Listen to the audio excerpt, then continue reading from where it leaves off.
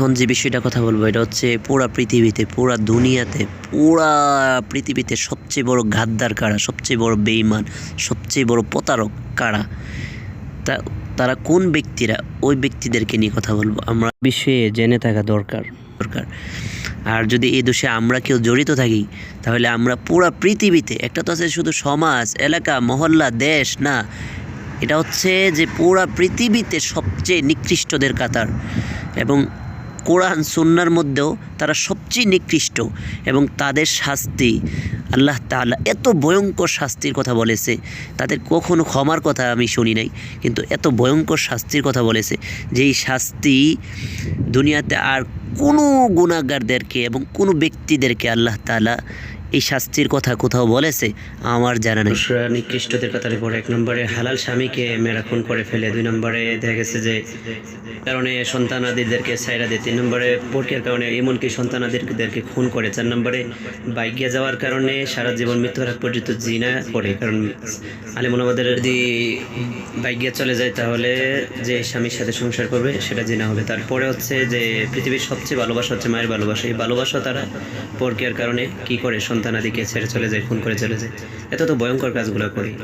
তো এই কাজগুলা কোরআন সুন্নাহ অনুযায়ী এবং আইন অনুযায়ী এবং শরিয়া অনুযায়ী এবং পুরো পৃথিবীর মানুষদের দৃষ্টিতে এই দোষগুলা হচ্ছে এমন কঠিন ভয়াবহ দোষ, যেই দোষগুলার কারণে তারা কোরআন সুন্নাহ অনুযায়ী এবং মানব জাতির কাছেও তারা সারা পৃথিবীর সবচেয়ে নিকৃষ্ট মানুষ হিসাবে তারা স্বীকৃতি পায়।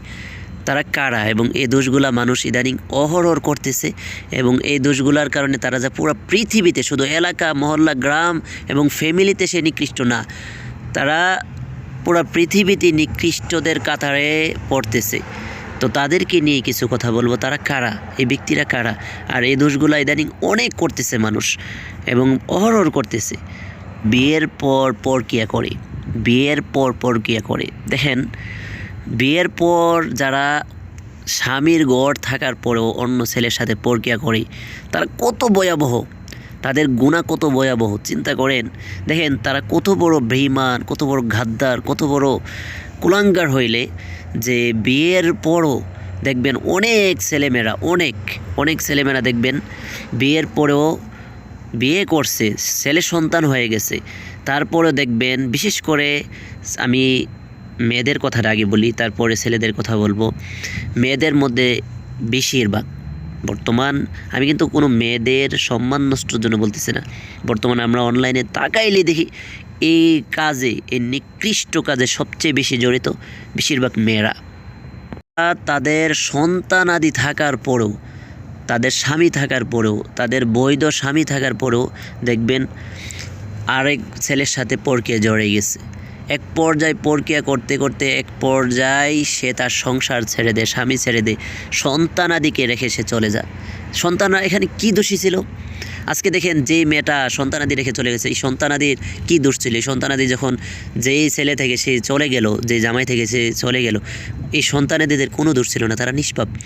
তারা এই মা জীবিত থাকা অবস্থায় সে এই পৃথিবীর নিকৃষ্ট মা, অথচ মায়ের ভালোবাসা পৃথিবীতে অতুলনীয় এবং মায়ের ভালোবাসার উপরে কোনো ভালোবাসা নেই, কিন্তু সে পৃথিবীর নিকৃষ্ট হওয়ার কারণে, ওই শ্রেণীর লোকেরা পৃথিবীর সবচেয়ে বড় নিকৃষ্ট হওয়ার কারণে তাদের কাছে এই পৃথিবীর সবচেয়ে ভালোবাসাটাও হার মানিয়ে গেছে। তাদের কাছে পৃথিবীর সবচেয়ে বড় ভালোবাসা হচ্ছে মায়ের ভালোবাসা, এই ভালোবাসাটাও তাদের কাছে কোনো কিছু না, কারণ তারা পৃথিবীর সবচেয়ে বড় নিকৃষ্ট। সন্তানাদি রেখে সে চলে যায়, তখন সে বেঁচে থাকা অবস্থায় এই ছেলে যখন বিয়ে করবে, আরেকটা বউ আনবে, দেখেন তখন সেই সৎমার গড় কীভাবে করবে, তাদের কী দোষ ছিল? দ্বিতীয় নাম্বার হচ্ছে এই ধরনের লোকদেরকে আল্লাহ তাআলা বলছে, যদি কোনো মেয়ে তার স্বামী থাকার পরেও অন্যর সাথে পরকীয়া করে, কোনো খারাপ কাজ জড়িয়ে যায়, আল্লাহ বলছেন তাকে কতল করে ফেলার জন্য পাথর দিয়ে। দেখেন, অন্যভাবে না, অর্ধেকটি মাটির মধ্যে পুঁতে তারপরে পাথর দিয়ে মেরে ফেলার জন্য। কত ভয়ঙ্কর কথা, চিন্তা করছেন? তো যারা এই সমস্ত কাজে জড়িত, চিন্তা করেন। আর এই কাজে জড়িত থাকার কারণে আমরা পৃথিবীর যে মায়ের স্থানটা, যে ভালোবাসাটা পৃথিবীর সবচেয়ে বড় ভালোবাসা, যেটার উপরে কোনো তুলনীয় নাই, যেটা নাকি পশু পাখির মধ্যেও আছে, পশু পাখিও দেখবেন তাদের বাচ্চার জন্য জীবন দিতে প্রস্তুত। আজকে দেখেন মিডিয়ার মধ্যে বাঘ যখন বিভিন্ন প্রাণীকে শিকার করে, দেখবেন মা হিসাবে তার নিজের জীবনের চিন্তা না করে সে তার নিজের জীবনটা দিয়েও সন্তানকে রক্ষা করার চেষ্টা করে। সেই ভালোবাসাটাও ওই নিকৃষ্ট মানুষদের কাছে কিন্তু দেখবেন ভালোবাসা মনে হয় না, তারা ওই রেকর্ডও ভেঙে ফেলে। তো পরকে এত ভয়ঙ্কর একটা বিষয়। তো যারা বিষয়টাকে সহজ মনে করতেছেন, আপনারা কিন্তু ইসলাম শরীয়ত অনুযায়ী এবং পৃথিবীর সমস্ত ইতিহাসকেও আপনারা কিন্তু শেষ করে দিয়ে পৃথিবীর সমস্ত ইতিহাস ভেঙে আপনারা কিন্তু নিকৃষ্টদের কাতারে ঢুকছেন। তো এই জন্য যারা এই কাজে জড়িত বের হয়ে আসেন। পরকে এমন একটা ভয়ঙ্কর কাজ, এমন একটা ভয়ঙ্কর কাজ। দেখেন, যদি আপনার ভালো না লাগে, হ্যাঁ, আপনি যে স্বামীর কাছে বিয়ে করছেন সে যদি আপনাকে টর্চার করে, সে তো মদ গাঞ্জা খায়, তার থেকে আপনি ডিভোর্স নিয়ে নেন। কোনো মেয়েকে যখন বিয়ে দেয় বাবা মারা, ফ্যামিলিরা, তখন সব ছেলেদের সমস্ত খবর কিন্তু অনেক সময় নিতে পারে না, কোনো না কোনো ঘাটতি থাকে, বা অনেক সময় ছেলের দুর্বলতা থাকে, অনেক সময় কোনো না কোনো সমস্যা থাকতেই পারে, বা পৃথিবীতে চলতে গিয়ে আপনি কোনো অন্য একটা ছেলেকে আগে থেকে মহাব্বত করছেন বা সম্পর্ক রাখছেন, তাহলে আপনার করণীয় কাজ কি? আপনি ডিভোর্স নিয়ে নেন, স্বাভাবিক হালালভাবে ডিভোর্স নিয়ে নেন। হ্যাঁ, যে আপনাকে মহাব্বত করছে, অবৈধ ভালোবাসছে, ওই ছেলেকে বলেন যে তুই যে আমাকে নিবি, আমি তোর সাথে মিলামিশা করার আগে, তোর সাথে থাকার আগে, তোর সাথে আমি অবৈধ সম্পর্ক করার আগে তুই যেহেতু আমাকে ভালো আগের থেকে বাসছস বা বর্তমান ভালোবাসছস, তাহলে কাজ কর, আমারও যেহেতু স্বামীর এই সমস্যা, তাহলে আমার স্বামী যে বিয়ে করতে গিয়ে যে খরচগুলো হয়েছে বা কাবির নাম আমি নিয়েছি, সব খরচ আমাকে তুই পাইতে গিয়ে সমস্ত খরচ এবং সমস্ত ভরণ পোষণ তুই তাকে দিয়ে তারপরে হালালভাবে আমি তোর কাছে চলে আসি। সমস্যা কোথায় এই কথাটা বললে? তাহলে তো আপনি পৃথিবীর মধ্যে নিকৃষ্টদের কাতারে পড়তেছেন না, এবং সমাজেও নিকৃষ্ট হচ্ছেন না, এবং জাতির কাছে নিকৃষ্ট হচ্ছেন না, এবং পৃথিবীর সবচেয়ে বড় গাদ্দার প্রতারক হিসাবে আপনি পড়তেছেন না। আপনার যদি স্বামী জীবন চলার পথে যে স্বামীর গড় করতেছেন তাকে ভালো না লাগে, তার আচরণ, তার ব্যবহার, বা কোনো না কোনো কারণে আপনি কোনো প্রক্রিয়া জড়িত হয়ে গেছেন, তাহলে আপনি কেন প্রক্রিয়া করবেন? পরকীয়ায় লিপ্ত কেন হবেন? অনেক মেয়েরা দেখবেন স্বামীর গড় করতেছে, পরকীয়া করতেছে, এবং তার দেহ দিতেছে। চিন্তা করেন, অথচ এই কাজটা অহরহ হচ্ছে, অথচ এই কাজটা কিন্তু পৃথিবীর সবচেয়ে ভয়ঙ্কর কাজ এবং সবচেয়ে নিকৃষ্ট, সবচেয়ে প্রতারক, সবচেয়ে ধোঁকাবাজ, যারা নাকি ইতিহাসও ফেল করে, ইতিহাসও ফেল করে। যার কারণে দেখেন আজ মায়ের কাছে সন্তান সেফটি নাই। এমনও ইতিহাস দেখতেছে, এমনও ইতিহাস হচ্ছে, এমনও ঘটনা ঘটতেছে যে এক পর্যায়ে এই ভয়ঙ্কর নিকৃষ্টদের কাতারে সে যে যাওয়ার কারণে সন্তানাদিকে মেরে ফেলে, স্বামীকে মেরে ফেলে, স্বামীদেরকে হত্যা করে ফেলে। ওই অবৈধ প্রেমিককে নিয়ে এসে যখন ধরা খেয়ে যায় তখন স্বামীকে হত্যা করে ফেলে। দেখেন, আমি যে কথাটা বললাম, তারা পুরা পৃথিবীতে, পুরা জাতি সবার কাছে নিকৃষ্টদের কাতারে হওয়ার কারণে তো তারা এই ঘটনাগুলো করতে পারতেছে। মা হওয়ার পরেও সন্তানাদিকে মেরে ফেলতেছে, বিয়ে করার পরেও হালাল স্বামীকে অবৈধ সম্পর্ক করার কারণে ওই স্বামীকে নিয়ে, ওই ছেলেকে নিয়ে তাকে মেরে ফেলতেছে, কতল করে ফেলতেছে, খুন করে ফেলতেছে। চিন্তা করেন তাহলে তারা নিকৃষ্টদের কাতারে পড়ছে কিনা। এখন যারা এই কাজে জড়িত আছেন, দেখেন, আল্লাহর হস্তে হাতে পায়ে ধরে বলি, আল্লাহর হস্তে মানুষ তো দোষের একটা সীমা থাকে। এটা হচ্ছে এমন দোষ, এমন ভয়ঙ্কর দোষ যেটা নাকি কোনো সীমা নাই। এই দোষটা স্বাভাবিক ফ্যামিলিগত, স্বাভাবিক আপনি মনে করেন নিকৃষ্ট শুধু ফ্যামিলিগত হচ্ছেন না, এলাকাবাসীর মধ্যে শুধু নিকৃষ্ট হচ্ছেন না, শুধু জেলার মধ্যে হচ্ছেন না, পুরা দেশে হচ্ছেন না, পুরা পৃথিবীতে সবচেয়ে বড় দোষীদের কাতারে আপনি পড়তেছেন এই দোষগুলা করার কারণে। এই জন্য এই দোষগুলা করা থেকে বেঁচে থাকতে হবে। ঘর সংসার করতেছেন, বাবা মা বিয়ে দিছে, তার কাছে আপনার ভালো লাগে না, আপনাকে তো এরকম আইনও বলে নাই বা কোরআন সুন্নাহ বলে নাই যে সে যদি তার সাথে ঘর সংসার ভালো না লাগলে বা মিলামিশে তার সাথে কোনো সমস্যা হইলে বা তাকে আপনার ভালো না লাগলে তার ঘর সংসার করতে হবে, এরকম কিছু বলছে? এরকম কোনো চাপ সৃষ্টি করছে আইন আপনাকে? এরকম চাপ সৃষ্টি করছে রাষ্ট্রিক আইন কোনো আপনাকে, আপনার মেয়েদেরকে কোনো এরকম কোনো চাপ দিছে? বা বিয়ের মধ্যে কি কাবিনের সময় কি এরকম কোনো লেখা উল্লেখ করে না? বলেন, করে না। অথচ ডিভোর্স নিতে পারেন। এই নিকৃষ্টদের কাতারে না পড়ে ডিভোর্স নেন।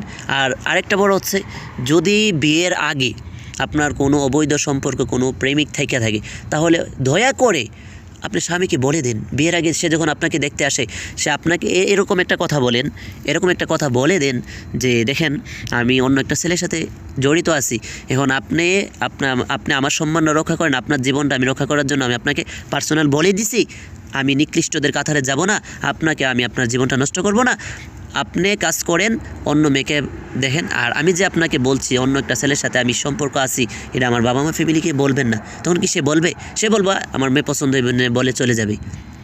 তো যাই হোক, যারাই গুনাহ করেন একটু সীমার মধ্যে করেন, গুনাহ করবেন না, তারপরেও গুনাহটা এরকম যেন না হয় যেন এই বর্তমান নিকৃষ্ট পৃথিবীর নিকৃষ্টদের কাতারে যেন না দেন। আর এই পৃথিবীর নিকৃষ্টদের কাতারের আযাব কেমন ভয়ঙ্কর হবে সেটা আপনি চিন্তা করেন। মানুষ তো এলাকার মধ্যে নিকৃষ্ট হয়, গ্রামে নিকৃষ্ট হয়, ইউনিয়নে নিকৃষ্ট হয়, পৃথিবীতে নিকৃষ্ট কীভাবে হয় বলেন? আর এই শ্রেণীর লোকেরা পুরো পৃথিবীতে নিকৃষ্ট এবং পুরা ইতিহাসের মধ্যে তাদেরকে নিকৃষ্টদের কাতারেই মানুষ কিন্তু দেখে, কোরআন সুন্নাহ এবং আইনও। কারণ এগুলো কোনো সমাধান নাই, যেই কাজের কোনো সমাধান নাই সেই কাজগুলা কিভাবে করবেন বলেন? তো যাই হোক, বর্তমানে এই কাজটা মানুষ অহরহ করতেছে অনলাইন থাকার কারণে। তো বিশেষ করে মেয়েরা হচ্ছে আমাদের মা জাতি, এজন্য মা বোনদেরকে আমি বলি যারা এই কাজে বর্তমান জড়িয়ে আছেন, দয়া করে এরকম পাপ করবেন না, এরকম ভয়ঙ্করভাবে জড়িয়ে থাকবেন না, বের হয়ে আসেন, সময় থাকতে বের হয়ে আসেন। মৃত্যুর পর আপনার আযাব কেমন হবে আপনি দেখেন, শোনার পরে যে পৃথিবীর সবচেয়ে ভয়ঙ্কর নিকৃষ্টদের কাতারে আপনি হওয়ার কারণে তাহলে কেমন আযাব আপনার হবে, কেমন দোষ আপনি করতেছেন, কেমন দোষে আপনি জড়িত। আজ এই দোষটা মানুষ অহরহ করতেছে, লা হাওলা ওয়ালা কুওয়াতা। আর ছেলেদেরকে বলি, ছেলেরা অনেক সময় এগুলোর মধ্যে জড়িয়ে যাচ্ছে, ঘরের মধ্যে স্ত্রী থাকার পরেও, ছেলেমেয়ে থাকার পরেও জড়িয়ে যাচ্ছে। অথচ তোমার যদি সচ্ছলতা থাকে তুমি আরেকটা বিয়ে করো কোরআন সুন্নাহ অনুযায়ী, আইন অনুযায়ী। যদি তোমার অন্যকে ভালো লাগে বা তোমার একটা বিয়েতে তোমার যৌবন চাহিদা মিটে না বা একটা বিয়ের কারণে তোমার তৃপ্তি আসতেছে না, শান্তি আসতেছে না, তাহলে তোমার যদি এখানে বিয়ে করার কারণ আছে, বিয়ে করার পরে বড় বউকে, বড় বউয়ের সন্তানাদিকে তুমি দেখবা না, লালন পালন করবা না, ভরণ পোষণ দিবা না, তুমি হক কায়েম করবা না, ইনসাফ করবা না, তোমার জন্য বিয়ে দ্বিতীয়টা করা নিষেধ। যদি তুমি পারো, তোমার সামর্থ্য থাকে, এরকম ক্যাপাসিটি থাকে, এরকম অর্থ থাকে, তোমার এখন আরেকটা বিয়ে করা দরকার, তাহলে তুমি করো, তুমি পরকীয়া জড়ায়ও না। তোমার ঘরের মধ্যে সন্তানাদি, ছেলে সন্তান এবং নিজের স্ত্রী থাকার পরেও এগুলা জড়ায়ও না। আর যদি জড়াও তুমিও এরকম নিকৃষ্টদের, ছেলে হোক মেয়ে হোক, যারা এই কাজে জড়াইবে তারা এই নিকৃষ্টদের কাতারে তারা পড়বে। আর তাদের আযাব কেমন হবে এটা আপনারাই বুঝে নেন, জেনে শুনে বুঝে কাজগুলো করবেন। কিন্তু এই কাজগুলো আজ ইহুদি, নাসারা, বেদিন, কাফের, মুশরিকরা আমাদেরকে অনলাইন এবং আমাদেরকে বিভিন্ন এরকম কিছু প্রযুক্তি আমাদেরকে তারা দিচ্ছে, যেই কারণে আমরা এগুলো সাধারণ ভেবে এই কাজগুলো আমরা অনেকে জড়িয়ে যাচ্ছি এবং অনেকে করতেছি এবং এই কাজগুলো আমরা অনেকটাই সাধারণ মনে করতেছি। অতটা যে ভয়ঙ্কর আমরা জানি না, কারণ আমরা আজ বিভিন্ন বেধর্মীদের, তারপরে বিভিন্ন বেধর্মীদের কিছু মোবাইল থেকে নিয়ে, অনলাইন থেকে নিয়ে এরকম কিছু জিনিস আমরা সচরাচর দেখতেছি, যেগুলোর কারণে আজকে আমাদের এই ভয়ঙ্কর জিনিসটা আমাদের কাছে সাধারণ মনে হচ্ছে, যার জন্য আমরা সাধারণভাবে করতেছি। অথচ কিয়ামতের একটা সবচেয়ে বড় আলামত যে মানুষ পাপ করবে আনন্দ নিয়ে আর নেক কাজ করবে মানে নিয়ে, শরম নিয়ে, আজ এটাই ঘটতেছে। স্বামীর গড় করে মনে হাজার অভিযোগ কষ্ট নিয়ে, আর পরকিয়া করে মনের মধ্যে হাজারো আনন্দ নিয়ে। লা হাওলা ওয়ালা কুওয়াতা ইল্লা বিল্লাহ। তো যাই হোক, চেষ্টা করতে হবে। মানব জীবনে অবৈধ সম্পর্ক, অবৈধ প্রেম যত এখন বর্তমান তথ্য প্রযুক্তি এবং এটা যত বর্তমান সমাজে মানে সাধারণ হয়ে যাচ্ছে, উঠতে বসতে চলতে ফিরতে এরকম অঘটন ঘটতেই পারে, অস্বাভাবিক কিছু না। কারণ বর্তমান সেফটি থাকাটা যে কতটা কষ্টকর, বর্তমান পরকিয়া যেন না হয়, এগুলা থেকে বেঁচে থাকাটা কতটা কষ্টকর, ভয়ঙ্কর, মানে বলার বাইরে। হাতের মধ্যে আগুন রাখলে যতটা কষ্টকর, তার চেয়ে আমার মনে হয় বেশি কষ্টকর। এজন্য যদি এই কাজে ভুলবশত জড়িয়ে যান তাহলে চেষ্টা করবেন বের হয়ে আসার। আর 2 নম্বরে যদি বের হয়ে না আসতে পারেন, তাহলে আপনার যদি সেই সুযোগ সুবিধা থাকে যে আপনাকে এই পরকীয়ার মধ্যে জড়াইতেছে, তাকে আপনি বলেন যে তুই হালালভাবে এই সব কিছু ব্যবস্থা কর, তারপরে আমি তোর কাছে যাব। এরকমও দেখেন, আমি এরকমও দেখলাম, এরকম ইতিহাস দেখলাম, এরকম অনলাইনে দেখলাম যে মানুষ, বাড়ির মালিক 5 তলা 7 তলা ঢাকা অথবা বিভিন্ন জায়গায় সে বাড়ি করছে, তার স্বামী, সে বাড়ির যে গাড়ি কিনছে মার্সিডিজ অথবা ভালো গাড়ি, ওই গাড়ির ড্রাইভারের সাথেও পরকীয়া করে সে চলে গেছে, গাড়ি সব কিছু ফেলে রেখে। চিন্তা করেন। তারপরে যে বড় লোকরা বড় গাড়ি কিনছে, ওই গাড়ির ড্রাইভারের সাথে তো চলে গেছে। এমনও হচ্ছে যে বড় 5 তলা বাড়ি করছে, এই বাড়ি 4 তলা 5 তলা বা বড় বিশাল বাড়ি, এ বাড়ির মধ্যে মানে কাজ করার জন্য কাজের বুয়া হিসাবে কাজের ছেলে রাখছে, তার সাথে ওই মেয়ে চলে যা। তারপরে এরকমও ঘটনা ঘটছে এই বাড়ির মধ্যে যারা নাকি ভাড়া থাকে, ওই ভাড়াটিয়ার সাথেও চলে যা। লা হাওলা ওয়ালা কুওয়াতা বিল্লাহ। কারণ হচ্ছে যে বর্তমান সমাজটা এরকম হচ্ছে যে গুনাহ থেকে বেঁচে থাকাটা অনেক কঠিন, অনেক ভয়ঙ্কর। তার মানে আমি যে বলতেছি, দেখেন আমি আমার বয়স অনুযায়ী আমি কথাটা বলতেছি যে ও যেন অনেক অনেক অনেক কঠিন, আমি জানি অনেক অনেক অনেক কঠিন, কারণ আমরা তো চলতেছি ফিরতেছি দেখতেছি। এটা গড়ে যাওয়াটা স্বাভাবিক, অস্বাভাবিক না, কিন্তু কাজটা অনেক ভয়ঙ্কর এবং অনেক নিকৃষ্ট এবং অনেক অতুলনীয়, অতুলনীয়, কোনো তুলনা নাই। যে দোষের কোনো তুলনা নাই, যে দোষ সাধারণভাবে সমাধান নাই। এজন্য যদি কেউ ওই বিষয়ে জড়িয়ে যান তাহলে চেষ্টা করবেন বের হয়ে আসার। আর যদি না বের হয়ে আসতে পারেন তাহলে চেষ্টা করবেন, যদি আপনার এই যে স্বামীর গড় করতেছেন, এই স্বামীর গড় যদি আপনার করতে ইচ্ছা না হয়, তার সাথে তার কাছে চলে যেতে ইচ্ছা করে, তাহলে যেভাবে আপনি চলে গেলে হালালভাবে সুন্দরভাবে আপনি বসে তারপরে সুন্দরভাবে আপনি যেভাবে তার ভরণ পোষণ আছে, যেভাবে তার দায়িত্ব আছে, যেগুলো আপনার করে দেওয়া দরকার, হ্যাঁ আরেকটা বিষয় পারেন, এগুলো সবগুলো করে দিয়ে তারপরে চলে যান, ঠিক আছে? কারণ জোর করে কোনো মানুষকে রাখা যায় না। জীবন চলার পথে যেহেতু বর্তমান এই প্রযুক্তির মধ্যে মানুষের স্বামীর গড় যদি আপনি নাই করতে পারেন, এই পরকীয়ার জালের মধ্যে পড়ে যান, তাহলে আমি মনে করি ওই জালে পড়ার পরে সমাধান করেন। যে স্বামীর গড় করতেছেন স্বাভাবিকভাবে হালাল পন্থায় সমাধান করেন, কারণ এমন গুনাহ করবেন না যে গুনাহ পৃথিবীর সবচেয়ে বড় ভয়ঙ্কর শাস্তি আপনার দুনিয়াতে পাইতে হবে, আখিরাতে পাইতে হবে। এজন্য এই বিষয়গুলো খুব সাবধান। তারপরে দেখেন, আপনি যদি এটা সমাধান করতে যান, আপনি স্বামীকে সমস্ত ভরণ পোষণ দিয়ে যান, যেগুলো আপনার কাবিননামা সহ যে আপনাকে নিতেছে, এই জালের মধ্যে ফাঁদে ফালাইছে। দেখেন, আমার যারা বিশ্বাস, যাদের সাথে এই পরকীয়া যারা জড়ায়, দেখবেন যদি ওই স্বামীকে, ওই ছেলেকে বলেন যার সাথে মানে পরকীয়া জড়াইছেন, যার প্রেমে যে নাকি আপনাকে ছলনা দিয়ে ওই ছেলে আপনাকে নিয়ে যাচ্ছে, তাকে আপনি বলেন যে আমার স্বামীর আমি হালালভাবে যাইতে চাই, 1 নাম্বার। 2 নম্বরে আমার স্বামী যা যা খরচ করছে কাবিননামা সহ, যেহেতু আমি যাইতেছি, আর আমি যেহেতু তুমি যেহেতু আমাকে তোমার জীবন চেয়ে বেশি ভালোবাসো, আমিও তোমাকে ভালোবাসি, আর আমি যেহেতু আমার ছেলে সন্তান, মেয়ে সন্তানাদি, বাড়ি গাড়ি, স্বামী সব কিছু রেখে যাচ্ছি, তো তুমি কাজ করো এই সমস্ত, এটা যেন হালালভাবে যাইতে পারি সেই রাস্তা করে দাও, এবং সমস্ত ভরণ পোষণের স্বামী যত আমাকে বিয়ে করতে গিয়ে যত খরচ হচ্ছে, কাবিন তার নিচে সব কিছুতে হালালভাবে তাকে দিয়ে দাও। দেখবেন যদি এই কথাগুলো বলেন, আমার মনে হয় 100-র মধ্যে 95% ওই পরকীয়ার ছেলেরা দেখবেন রাজি হবে না, চলে যাবে। তখন দেখবেন আপনি আপনার ভুলটা বুঝতে পারবেন এবং স্বাভাবিকভাবে আপনি আপনার স্বামীর সংসার সুন্দরভাবে পুনরায় আবার করতে পারবেন। আর 2 নম্বর হচ্ছে, যদি এরকম সে রাজি হয়, সব কিছু ভরণ পোষণ দিয়ে, আপনি হালালভাবে আপনি তার সমস্ত কিছু খরচ দিয়ে, ভর্তুকি দিয়ে, আপনি যাওয়ার আগে দরকার হলে আপনার সন্তানাদি যেন সেফটি থাকে, ভালো থাকে, দরকার হলে আপনি আপনার পরিচিত আরেকটা মেয়েকে বিয়ে করে এই স্বামীকে, যেহেতু আপনি পরকীয়ার জালে আপনি আটকে গেছেন, এই স্বামীকে আপনি আরেকটা মেয়ে দেখে, আরেকটা ভালো ঘরের ফ্যামিলির একটা ভালো মেয়ে দেখে তাকে বিয়ে করে দিয়ে যান। সমস্যা কোথায়? হালালভাবে বা সব কিছু সমস্যার সমাধান করে যদি সঠিকভাবে কেউ যাইতে চায়, এই 2টা কাজ অবলম্বন করতে পারবেন, তাতে সমস্যা নেই। একটা হচ্ছে তার সমস্ত খরচ দিয়ে যান। 2 নম্বর হচ্ছে, আপনার যদি ওই ছেলে মোহাব্বত করেই থাকে, আপনাকে নিতেই চায়, দেখবেন সে আপনার থেকে যদি আপনাকে সে নিতে চায়, তাহলে ওই স্বামীকে, যে এই স্বামী হালাল স্বামী ছিল, তাকে বিয়ে করে দিয়ে যান। সমস্যা কোথায়? তো যাই হোক, এই কথাগুলো বললে অনেক বিস্তারিত কথা, এগুলো সবগুলো বলতে চাই না। অনেক মেয়েরা দেখছি যে এই সমস্যায় জড়িত। তো যাই হোক, আল্লাহ তাআলা এই সমস্যা থেকে পুরা জাতিকে হেফাজত করুক। আর এটা এখন অহরহর হচ্ছে।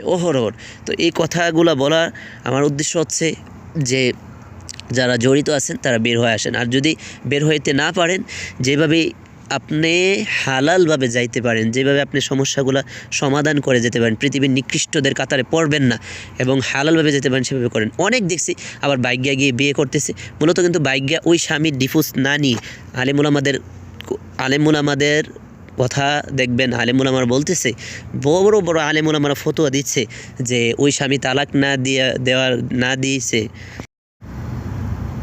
প্রথম স্বামী তালাক না দিলে অন্য স্বামীর কাছে বিয়ে বসলেও বিয়েটা হালাল হবে না। তাহলে দেখেন, পরকীয়া করে যে আপনি গিয়ে সেরা ওর কাছে পট করে বিয়ে বসে যাচ্ছেন, আপনার তো বিয়ে হচ্ছে না, আপনার তো জিনা হইতেছে আলেমুলামাদের মতামতে। দেখেন আপনি যে আলেমুলামারা কোরআন সুন্নাহ থেকে মতামত দিচ্ছে, দেখেন কত ভয়ঙ্কর। এই জন্যই বলছি যে এটা শুধু নিকৃষ্ট এক দিক না, সব দিক। এক হচ্ছে বাইজ্ঞা যায়া না জানে যাওয়ার কারণে, না জানে পরকীয়া করে আপনি যখন অন্য কাছে গিয়ে বিয়ে বসতেছেন কোর্টের মাধ্যমে বা এর মাধ্যমে, এটা বিয়ে হচ্ছে না, জিনা হচ্ছে, কত ভয়ঙ্কর। তারপরে দেখেন অবৈধ সম্পর্ক হচ্ছে যে অবৈধ জিনা করার কারণে যে সন্তানাদি জন্ম দেবেন ওই সন্তানাদি ওগুলো কী হবে, জারক সন্তান হবে, জারক সন্তান।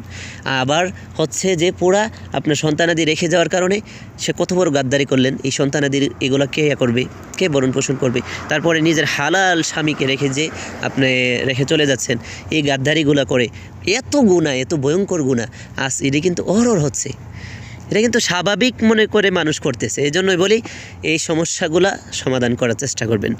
এজন্য আপনারা যারাই যদি এরকম জালে জড়ে যেয়ে থাকেন তাহলে এরকম করেন, হালালভাবে যান। আর দ্বিতীয় বিষয় হচ্ছে হালাল পন্থা যেভাবে আছে সেভাবে যাওয়ার চেষ্টা করেন। আর 2 নম্বর হচ্ছে আপনি স্বামী থেকে ডিভোর্স নিয়ে তালাকনামা নিয়ে হালালভাবে গিয়ে বিয়ে বসেন, হালালভাবে। আপনি ওইভাবে তো বিয়ে হবে না। তো যদি বিয়ে না হয় তাহলে আপনি গিয়ে ওই বিয়ের নাম দিয়ে যে আপনি অহরহ যে জিনা হবে তাদের সাথে থাকতে গিয়ে, জামাইয়ের সাথে থাকতে গিয়ে, ওই অবৈধ ছেলের সাথে থাকতে গিয়ে যেভাবে আপনি থাকবেন সব সময় জিনা হবে, এবং এটা কত ভয়ঙ্কর হবে আপনি চিন্তা করেন। তো যাই হোক, এই সমস্যাগুলা আপনারা চাইলে যারা এই প্রক্রিয়া করতেছেন বা অলরেডি এই প্রক্রিয়া জড়ে গেছেন চাইলে বের হইতে পারবেন, বা চাইলে হালাল কোনো পন্থা থাকলে হালালভাবে যাইতে পারবেন।